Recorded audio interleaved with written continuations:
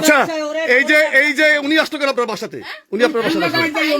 সম্পর্ক উনি আজকে না ভাই বোনের সম্পর্ক তোমার মাইয়া আর বান্ধবী নাইকা তোমার মেয়ের ভাব তা আপনার মেয়ে ওনাকে বাপ ডাকছে কেন? তোমার মামা ডাকবে না হলে এই যে আমার এই এই যে সাথে দেখছি আপনি বলেন এই যে তোমার যেটা সিজে হেইটা কও তুমি ও ভাব দেখে কেন?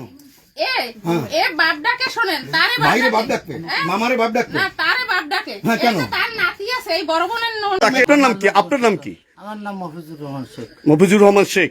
তাহলে আপনার এখানে আসলেন, আসলে যাই হোক উনি কথা বলছেন, এই যে উনি আসে এখানে, এই বিষয়টি আপনি এই এলাকার লোকজন কি জানে যে তিনি আসেন? সবাই জানে, এই এলাকার সবাই জানে, সবাই জানে। সবাই জানে। অনেকে তো অস্বীকার করছে যারা আমরা জানি না, এখানে বাইরে যারা এটা হয়তো শত্রুতার গোপনে তারা জানে।